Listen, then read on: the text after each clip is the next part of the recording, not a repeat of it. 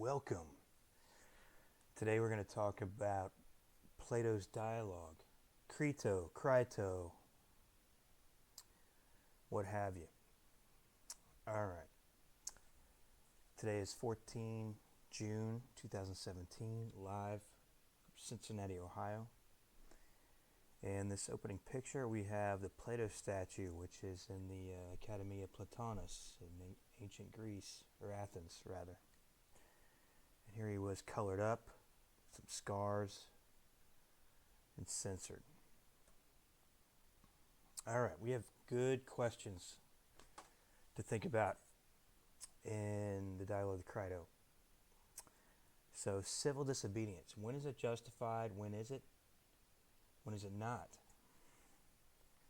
And so we have all kinds of cases right now where people in the United States of America are choosing for what they think is the greater good to go against the rule of law or the Constitution. And we need to ask if it's morally justified or not, and if peaceful means, violent means, and so on. And we'll look at historical cases, Underground Railroad, Nazi Germany, things where there's clearly an unjust state, and when if that changes anything. All right, so in this lecture, we'll take a look at background of Socrates and Plato, context of the CRITO. We'll walk through the text. We'll go through your reading response questions. And we're not going to do this, but in the face-to-face classes, we do a CRITO debate where we jump into teams and go back and forth, and it's fun. But we're not going to do that. All right. The School of Athens, Raphael, we have in the bottom right corner here. The guy in the green, this arrow is wrong. It should be pointing over 3 people to the left, Socrates, and Plato is right. So, there he is, Plato. Detail from that.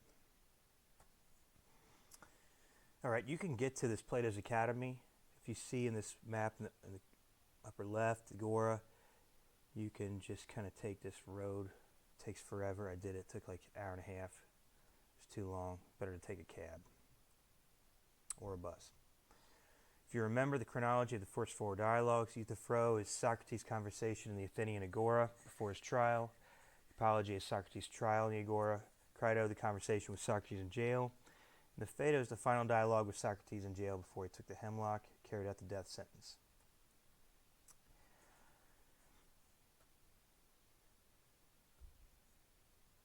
Here's there we go. A little bit of background, setting the dialogue. The CRITO takes place in the jail where Socrates is waiting his death. And if you have the introduction in your version, you'll realize that, yes, Socrates had a long time, over a month, awaiting his execution because of the religious mission to the island of Delos. So no prisoners will be executed before the ship's return. So CRITO has some extra time to try to persuade Socrates to escape before the ship and his execution happens. If you go to Greece, you can actually get to one of 2 places. Here is actually labeled Socrates Prison. It's, if you follow that red arrow, Hill of the Muses, Philopopus Monument, the Areopagus, or Mars Hill. The red line crosses through it. That's Paul in Acts 17. And so, yeah, you can walk up the hill a little bit, 2 minutes, and you find this little prison. Here's the Athenian Agora, another location of Roman jail, possible location of Socrates. But this is much cooler because it's carved out of the rock. And, yeah, I like it better. We'll just say that's where he was. Theseus and the Minotaur. You'll have to look up this mythology someday, but Theseus went to Crete to deal with the Minotaur. And you remember in our former conversation about Daedalus, who designed the female calf for King Minos' wife to get in so the bull could mate with her, and they produced a Minotaur, and then Daedalus made the labyrinth where the Minotaur was housed, And then King Minos wanted a tribute every year, I think 14 ladies and men to come, and then Theseus ended all that by killing the Minotaur, and so he's celebrated every year. In Delos, that's the second holiest place in ancient Greece, in addition to Delphi, where we talked about the Pythian, the priestess who was housed there and was responsible for the oracle that gave Socrates his life's mission. So, I just mentioned these things here. And what are we going to do? We're going to look at a few things. Here's Island of Samos. Let's read Socrates' Dream, 44a to b. Jump into this text.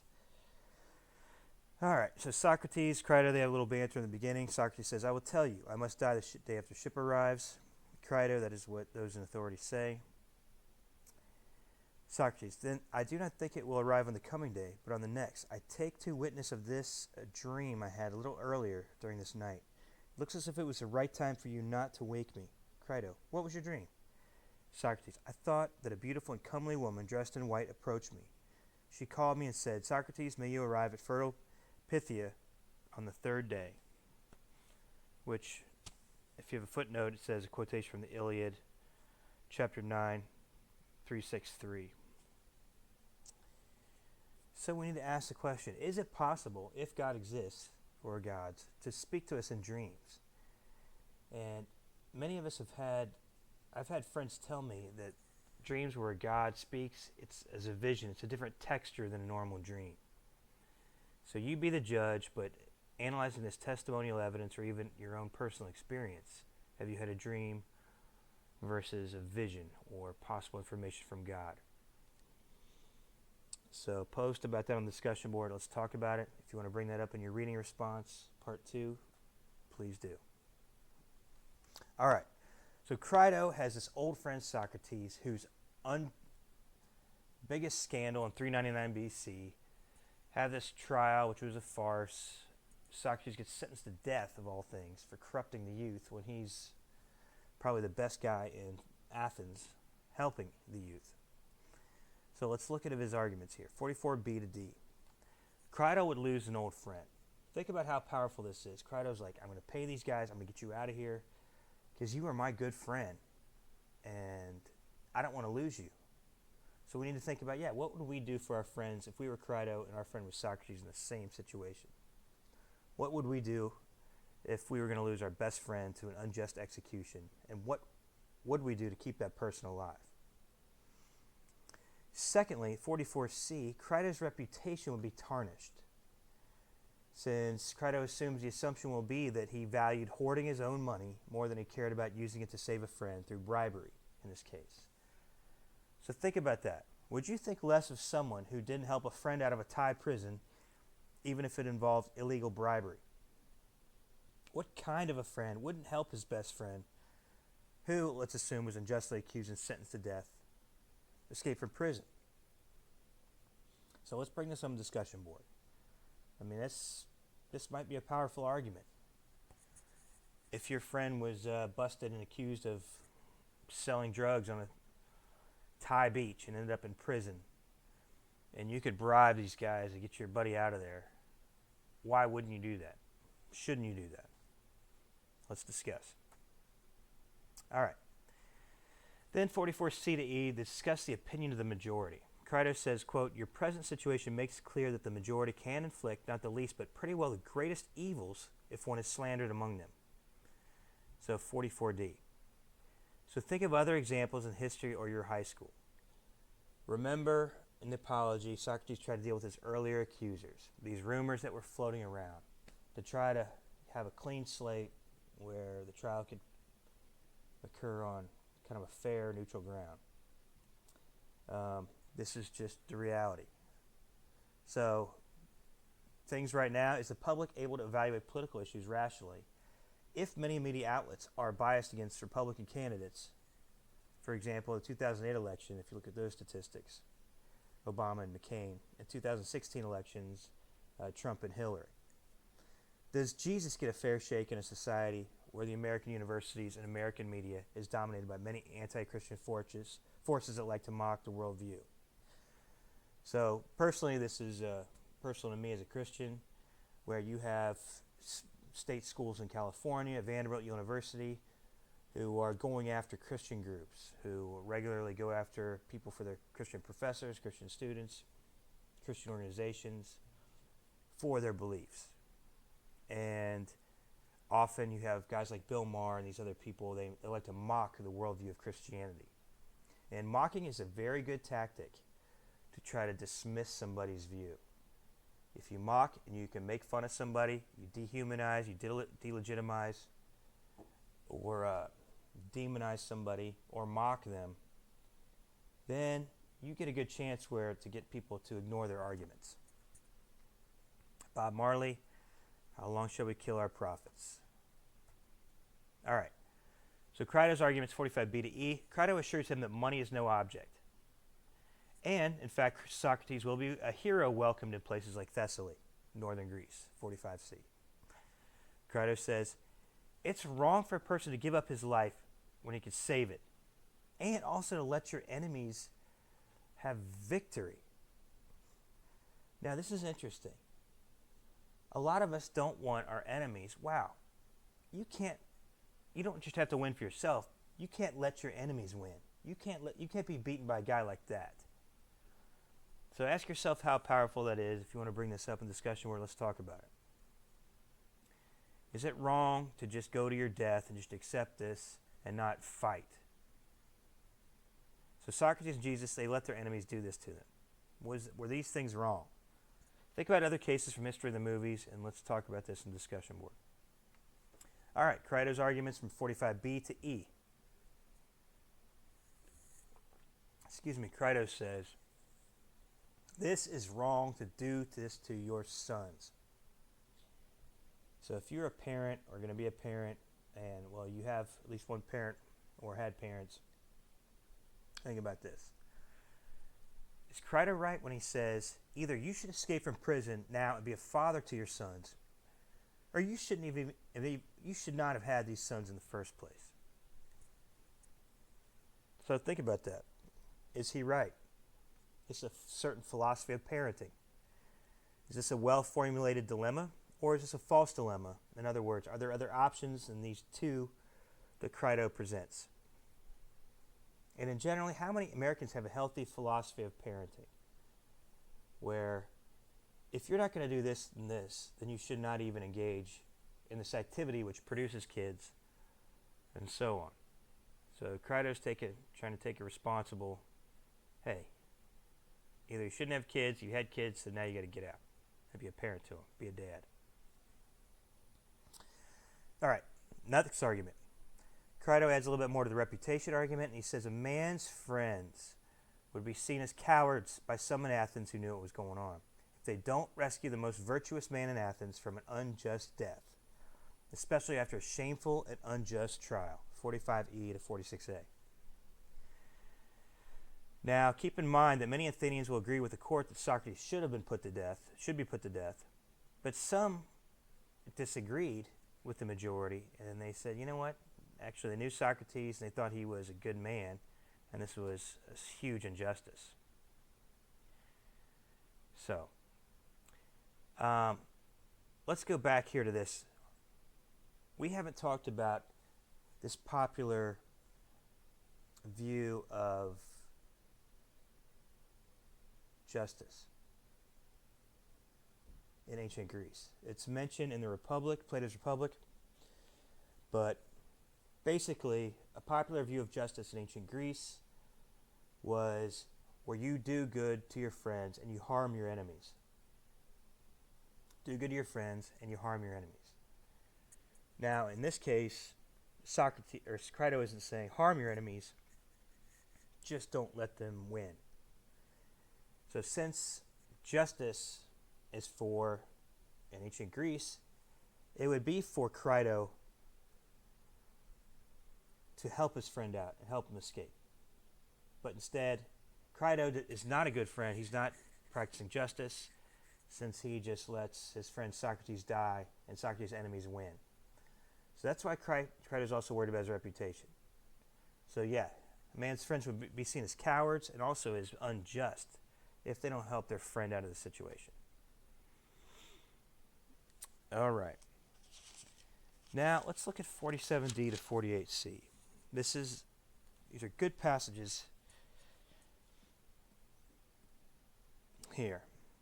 So for your reading response, I wanted you to get into this question. What are the ways a person can corrupt his own soul? And what kind of a life does a person face with a ruined soul? So dig into this section here.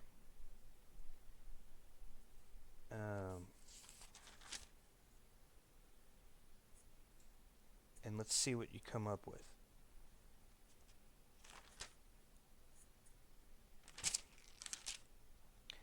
Well, let's read some of it.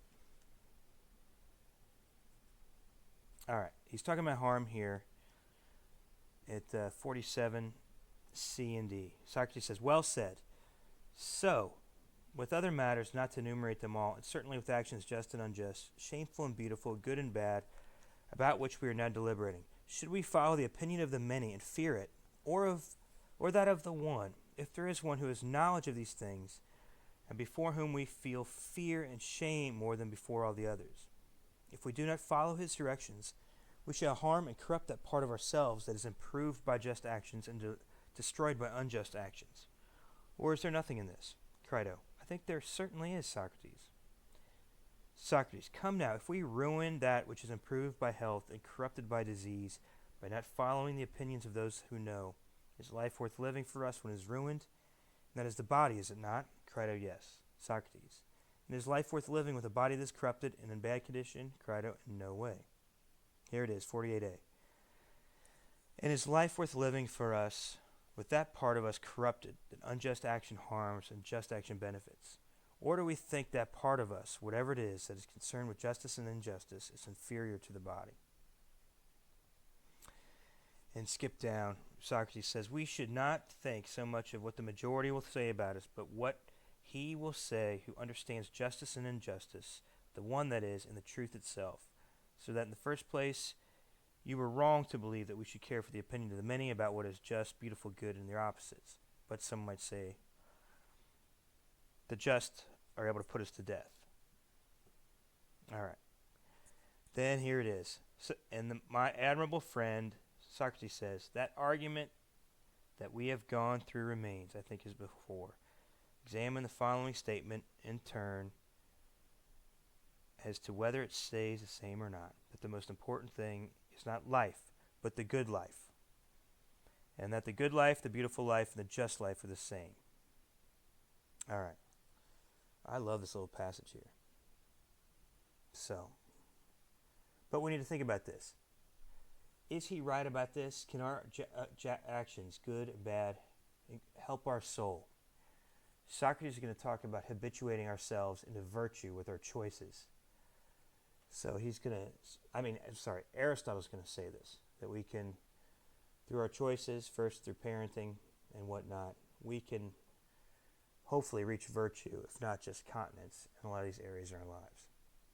But is the whole goal just a good afterlife, or does living a just life benefit us now, in Socrates' view? So Aristotle's going to say, yeah, actually the virtuous person is the healthier person, the happier person. This is also what Jesus taught, where, yes, the holy person is the healthier person, is the happier person.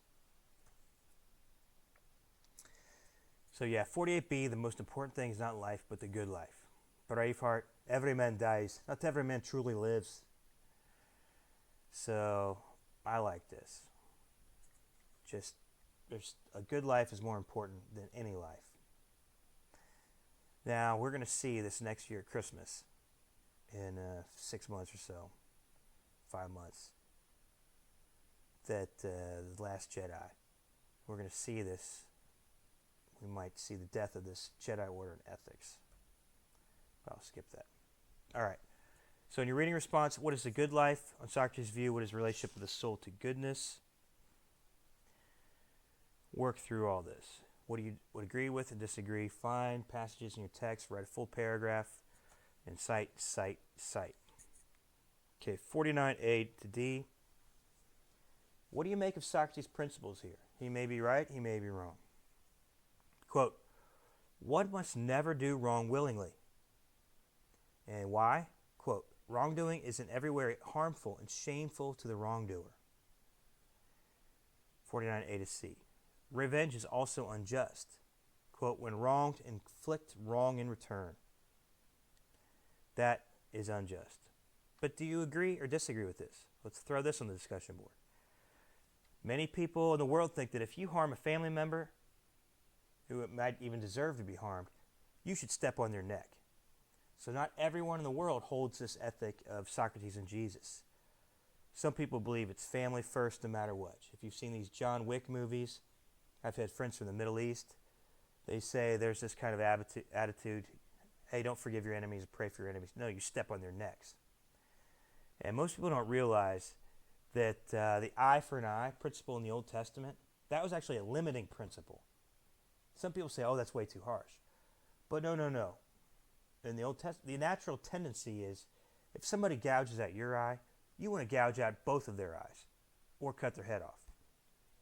And so the eye for an eye means, okay, you have to limit your response to be proportional. Someone steps on your toe, you step on their toe. You can't cut their foot off, which you might want to do. All right. So after the no revenge passage, we start to get into this social contract idea. Now, there's debates over whether the state of nature is even possible or coherent, but let's just play along with kind of Thomas Hobbes, and let's try to think of kind of a world without governments, without alliances or that kind of thing. Everybody's on their own. So you have things like The Walking Dead, and you see kind of these governments or fiefdoms show up for kind of order. The Book of Eli, the movie The Road, Mad Max Fury Road. And so Thomas Hobbes, he argued that, wow, to get out of the chaos of some place like The Walking Dead, people have to come together and have to contract with one another and put an authority and power to enforce these rules. And that's how we get order in society. And we avoid this life that's nasty, brutish, and short. So, let's read this at 50a to 52b, the social contract. What is this agreement that citizens and inhabitants have with the city and its laws? What does he think that we can infer from the people who decide to remain in the city instead of leaving?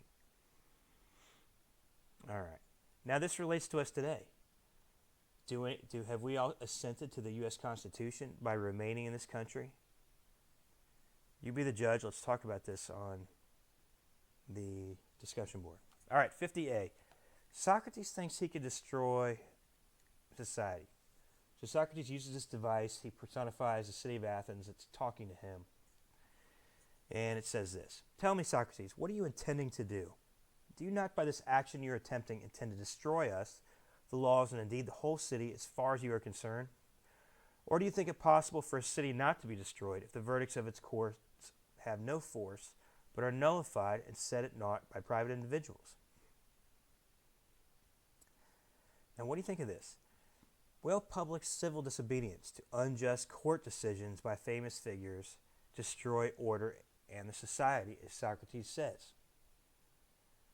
Now, might depend on the situation. An isolated incident might not have an impact, but Socrates, who's a famous person in Athens, maybe it would. So let's talk about this in the discussion board and bring about certain cases.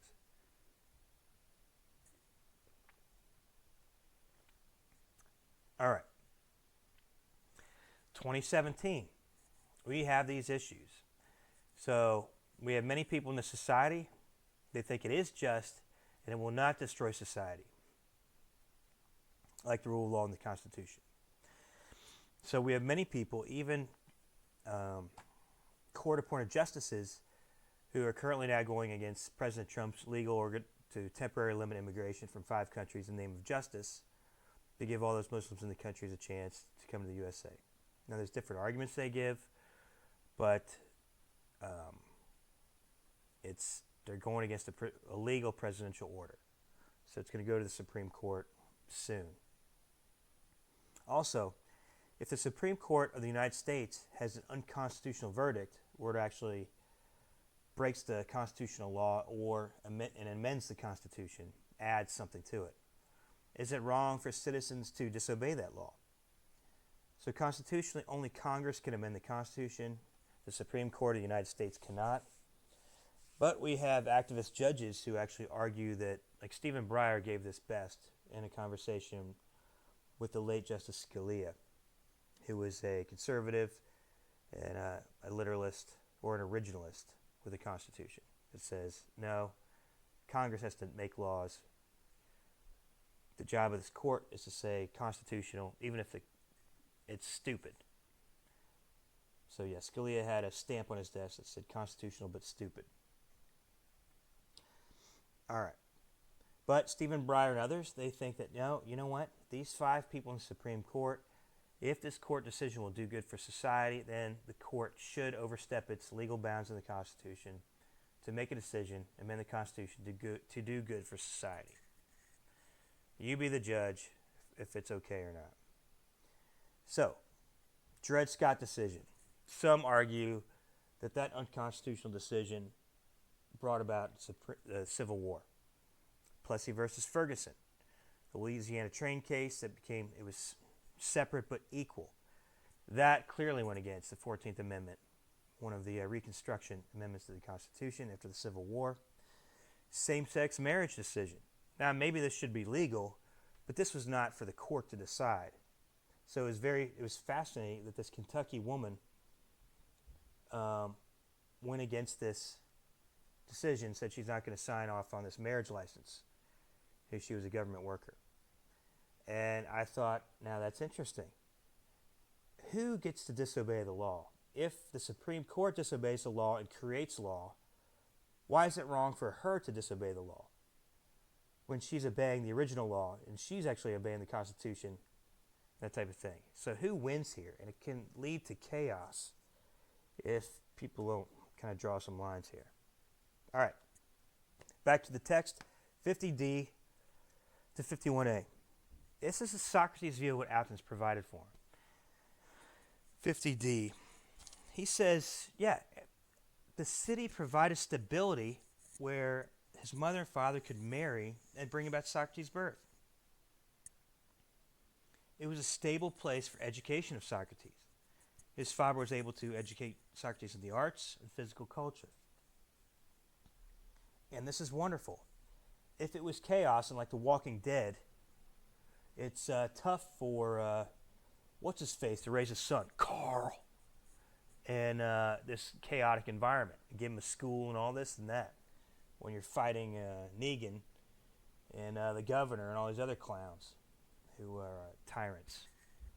So, there is an agreement, Socrates believes, between the city and each citizen.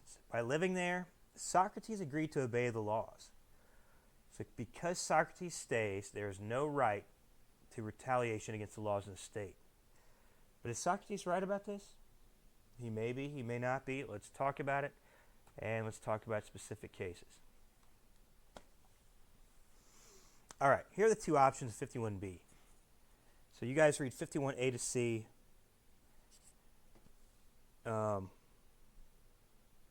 Where he asks, do you have this right to retaliation against your country and its laws? It's 51A. That if we undertake to destroy you and think it right to do so, you can undertake to destroy us as far as you can in return. And will you say that you are right to do so, you who truly care for virtue? Is your wisdom such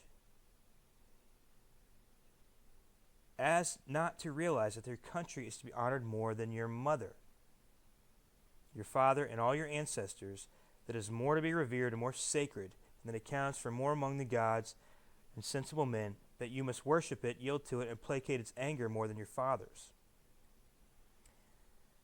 And he goes on. You must either persuade it or obey its orders and endure it in silence, whatever it instructs you to endure, whether blows or bonds, and if it leads you into war to be wounded or killed, you must obey. One must obey the commands of one's city and country, or persuade it as to the nature of justice. It is impious to bring violence to bear against your mother or father.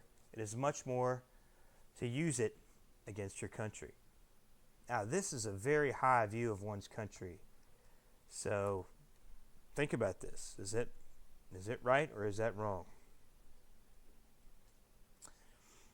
So yeah, our job as citizens, Socrates thinks, is to persuade government to change and become more just. And in the meantime, we have to obey the orders.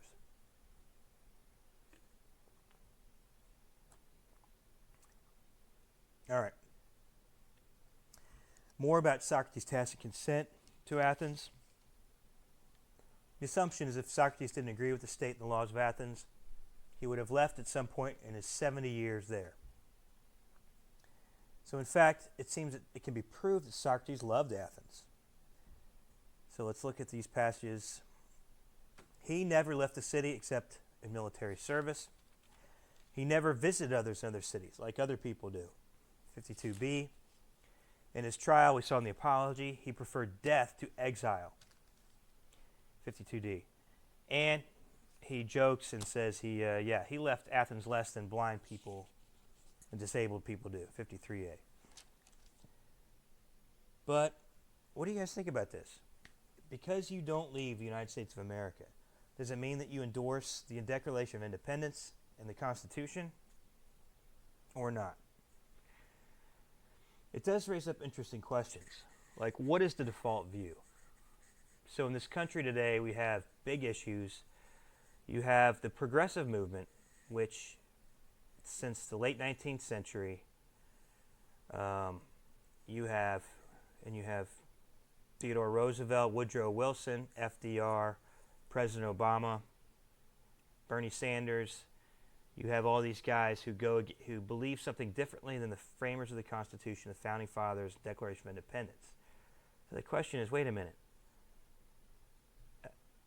And you also have other people who disagree with the founding of this country, like Islamists, people who believe in political Islam. I think there was a survey in France in 2016, 30% of French Muslims are Islamists, or they think the Constitution should go and Sharia law replaced in France. So it's a lesser percentage here. I don't know what it is in the United States, but some Muslims think that, yeah, we should get rid of the Constitution and then replace with Islamic law in this country. The question is, wait a minute, shouldn't you go somewhere else as default position instead of opposing your view and trying to change the core of this country? You be the judge. I can't answer that for you. All right. Leaving is law-breaking and another bad example. Here are more arguments from Socrates. So 53b, if Socrates goes to another city, they will worry about him as a lawless man. They're going to be like, wait a minute, this clown, Socrates, of course, it might have been an unjust decision, but he should have stayed and accepted his death. Instead, he runs away, and what's going to happen in our city? What if we sentence him to death? What's he going to do? Start an insurrection? Break the law again? So they'll always be skeptical about Socrates. Also, Socrates is worried that, wait a minute, a lot of people sentence him to death for corrupting the young. This idea will get more support if Socrates destroys the laws of Athens and escapes from prison and go against Athens' ruling. So Socrates is very worried. I don't want to give these guys any more reason to think that actually these lies against me were true. Also, 53d, Socrates asks if his life will be worth living if he has to avoid civilized people in cities. If he's wandering the earth in the hills and the beaches, trying to stay alive with his wife and kids, and he can't hang out in a city, he's like, what kind of a life is this? Just running being a guy living like an outlaw on the run. Also, he takes a jab at Thessaly. If he ends up in Thessaly, he'll be embarrassing, having left like a fool and a letter jerkin. And also, what about this? Socrates is 20 years past the lifespan, or even more. Maybe he was 40 years over the lifespan of normal Athenians. So he might die tomorrow. And will that be embarrassing? Where Socrates leaves and then just dies of old age the next week. When, wow, he could have gone out like a martyr, obeying the law, even though it was unjust. Instead, he's a fool for leaving and then gets hit by a bus, the week later. All right. Get on the discussion board. What do you make of these arguments? Are these more persuasive, less persuasive than some of the other ones? So remember, you can bring up anything from this lecture and let's talk about it that's interesting. All right, 54a. His final points of the dialogue. If Socrates leaves, then his ability to talk about justice and the rest of virtue is lost, he says at 54a. He loses his credibility. And Socrates would have to take his kids to Thessaly and make them strangers to Athens, which he thinks is the best city in the world. And his wife, he does think that his wife and friends will be good to raise his own kids in Athens without Socrates. That is actually better than Socrates taking them somewhere else. Do you agree or disagree with that? Also, finally, 54b, he says, do not value either your children or your life or anything else more than goodness. This goes back to what he said in the Apology. We have to fear doing evil. We have to choose to do good, be virtuous individuals no matter what, even if it takes us off the cliff of death. Being good people, the people of virtue, is much more important than fearing death or keeping yourself alive for another 10 minutes or 50 years or whatever. Virtue is more important. And the last line of the dialogue, quote, this is the way that God is leading us, 54e. All right.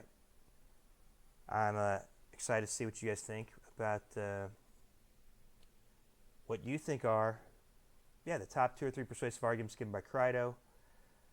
In your reading responses, give examples from your own life or movies or something like that. Like, if I was in the shoes of Crito, I'd do this. Or if I was Socrates, I'd do this. And you want the arguments on both sides that are the most powerful. So what are the top 2 or 3 Crito arguments? Top 2 or 3 arguments given by Socrates. And then you can tell us what you actually think. All right. If you were in class, we would do all this, do the Hive Mind, and this is fun. You can watch this video of class I had down here. They went crazy. It was fun. And good old Houston, Texas. But can I play that on here? We have the Kratos versus the Socrates Hive Mind. Woo! All right, go. Loud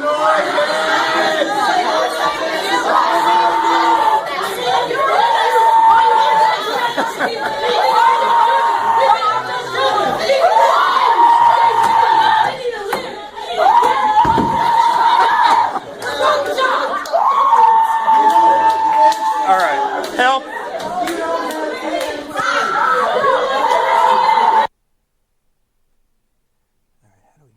Slide here.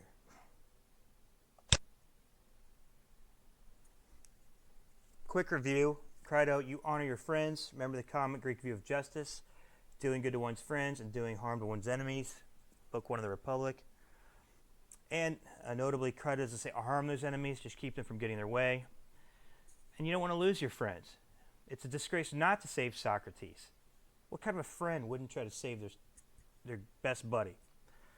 Also, it's embarrassing. Your reputation ruined for not valuing your friend over your money, especially when the money is no object, path is clear for escape. All these guys, they're easy to bribe. Plus, it's abandoning children, betraying your sons. To let your kids become orphans is evil. And staying and dying would be cowardly. Also, go back to the kids. What would you give for just one more week? What if you get hit by a bus or die of a stroke a week after you escape from prison? You get that week with your wife and kids. What's 1 week worth?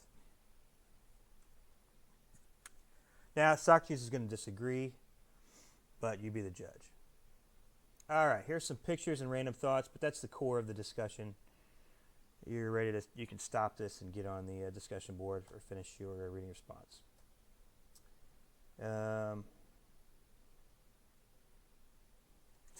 Just to review, Socrates says we should not care about public opinion. But what do you think? What if a saint was painted as a devil by the majority in democracy? How much is it worth fighting for the name, and reputation of a person? Just think about examples in your own life, family, and history. And look at that, Thessaly. Who wants to go there? It's wild. Who would live there? It's like crazy. There's Bacchus, Dionysius, and it's not as great as Athens. The good father argument by Crito. Socrates is old and could die every day. Maybe a week more with your children is worth it. Thoughts? Some of you are parents. Weigh in on this. What would you give, for one more week with your kids? Or would you say, you know what, it's better to just exit stage left?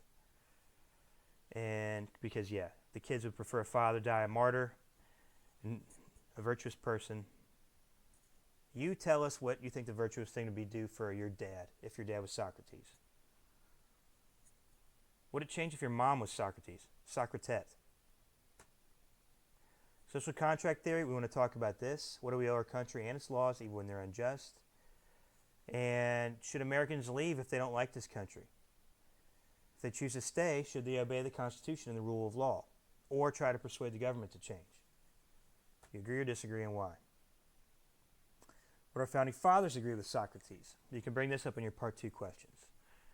When was it justified to declare independence from England? And the founders and framers of the USA feared mob violence. So that's where they drew the line. Now, unlike the French revolutionaries who followed Rousseau's philosophy and the Marxists in the 20th century, which led to the death of almost 200 million people. And so, American founding fathers preferred John Locke, Montesquieu, Edmund Burke, all these guys, and they preferred order and rational argument. But the Jacobins of the French Revolution, Marxists, they think, yes, it is virtuous, and you have to massacre people to bring about the revolution. Now, you tell me who's right. Jump on the discussion board. Civil disobedience is huge in 2017, as I've already mentioned. What is your view? When is it morally permissible to go against the Constitution and the laws of the state? Civil society. Here's to quote Mark Levin from Liberty and Tyranny. He says this: in the civil society, the individual is recognized and accepted as more than an abstract statistic or faceless member of some group. Rather, he is a unique spiritual being with a soul and a conscience. He is free to discover his own potential and pursue his own legitimate interests, tempered, however, by a moral order that is foundation of faith and guides his life and all human life through the prudent exercise of judgment. So civil society was at the heart of the framers and the founding fathers' view. Natural law theory, God gave individuals human rights, and the constitutional laws, government was introduced to protect those rights. Now, Marxists and other statists disagree. Some are atheists, they don't believe in God, so the rights come from, previously the rights came from the king, but the rights come from a social contract, so they're invented. And the collective is more important than the individual rights. So that's one big thing going on in this country. Civil disobedience, rule of law. So we need to discuss these cases. In Acts, if you know your New Testament, Peter's disobedience to the Sanhedrin, Acts 5:29. Was that morally justified or not? Should we obey God or should we obey the rulings of the court? German Christian pastor thinker Dietrich Bonhoeffer. He had a plan to assassinate Hitler to stop discrimination, oppression, murder of Jews, gypsies, homosexuals, and Nazis of Germany. Was he morally right in trying to assassinate Hitler? And what would Socrates say about Dietrich Bonhoeffer's plan? What would Socrates say about the sabotage train tracks to stop Jews from going to death camps in the East? So you can bring up any of these issues in part 2 of your reading responses. But relate the text, a big passage, to some of these cases. Should Abraham Lincoln have ignored the Dred Scott decision by the Supreme Court? Remember that Abraham Lincoln spent a lot of time appealing to the organic law or the philosophical, theological foundation of this country, the Declaration of Independence. He thought that Thomas Jefferson put a hand grenade in the Declaration of Independence that would explode and destroy slavery and exploit all segregation in the future. Actually, Martin Luther King Jr. thought that. So, Declaration of Independence, God gives us rights. All men are created equal. These are self-evident truths given to us by a creator God who allow us to discover these things. So Abraham Lincoln, Martin Luther King Jr. thought those were brilliant things, that organic law that would eliminate slavery and discrimination of all kinds in the United States. Though you have guys, the big progressives, Woodrow Wilson and these people who come out against the Declaration of Independence, and President Obama who cut out reference to God, the theological foundation of the Declaration of Independence. So you be the judge here. All right. So also the violent, nonviolent thing we need to also judge. So Bill Ayers and Bernardine Dorn, in their home, that's where President Obama launched his political career in Chicago. They were in the part of the SDS and the Weatherman Underground, where they bombed the Pentagon, Capitol building, some other buildings. SD went on to kill, I think, 6 cops in New York and so on. They were going to kill 200 American soldiers at Fort Dix, but the 3 bomb makers blew themselves up. Anyway, Bill Ayers, Bernardine Dorn, they're still unrepentant. They're proud of what they did. Maybe they're right. You be the judge. Former Attorney General Eric Holder, part of an armed occupation, ROTC office, to try to get Columbia University to rename it the Malcolm X Lounge. But a lot of this comes out of Saul Alinsky's Rules for Radicals, kind of this utilitarian consequentialist argument. The ends justifies the means. Progressive statism, big government, where government does everything for people, taxation, big government, which is might be right, but it's in direct contradiction to what the framers of the Constitution believe: small government, minimal state, small government. Progressives, Marxists, big government, government does everything. Founding Fathers, Constitution, small government, individuals, groups, states, communities do everything. All right. So yeah, Saul Alinsky, he was a big impact on Hillary Clinton and Barack Obama. It's okay to lie to get into power, change the world for good. If David Axelrod's right, then President Obama lied about his view on same-sex marriage to win North Carolina 2008 election. And so numerous false heads are better because health care, Obamacare, was more important. It's okay to deceive the American public. We're not sure if Obama knew that or not, but at least some of the masterminds wanted him to tell these things for the greater good. Acorn, voter fraud, the ends justifies the means. We also see this even more 2016, 2017 with the attacks on Donald Trump, who's no angel, but conservatives in general. And these tactics are labeled demonize, delegitimize, and dehumanize. And go against the rule of law and Constitution if it is for the greater good. All right. So you be the judge, but you have Supreme Court, you have lesser courts. People go against the rule of law, so we have civil disobedience all over society today. We need to ask, are these moral or immoral? All right. So yeah, in the news last couple of weeks, these lesser courts stopping President Trump's immigration ban. You can pause it here, read these if you need some other ideas to discuss. And so yeah, I have good friends who are libertarians, good friends who are Marxists, and they also disagree about whether or not violence should be justified or not. You be the judge. So not all progressives Marxists agree with Saul Alinsky that you should use these tactics, which can be the enemy of philosophy, rational thought, reason, and can use mobs and whatnot to get their way. But you be the judge. And all of us need a consistent theory of civil disobedience, revolution, and whatnot. We look at the American Revolution, French Revolution. They're very different. And was one moral? Were they both immoral? Were they both one moral and one immoral? You be the judge. All right. And I want to discourage relativism. The relativists will say, oh, everybody's got their own view of virtue, so yeah, everybody's free to do whatever. No, let's argue about it. What is a virtue? Socrates thinks X is virtuous, X being staying in prison, obeying the law. Is he right or wrong on that, and why? So let's talk about that on the discussion board. All right.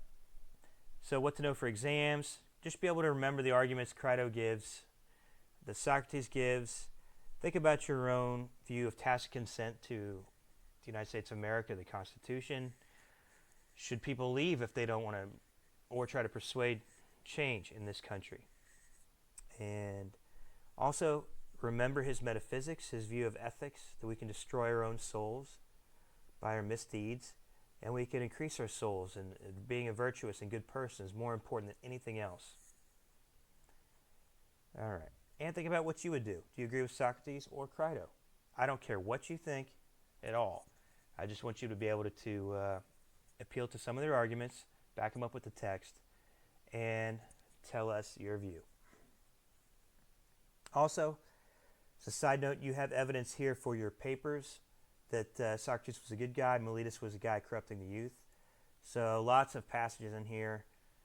Crito's testimony, Socrates' own views that you could use to defend that Socrates was a good guy and that Miletus was the one who's actually corrupting the youth by his example of getting rid of Socrates. All right. I look forward to chatting with you guys on the discussion board. All right, I'll see you.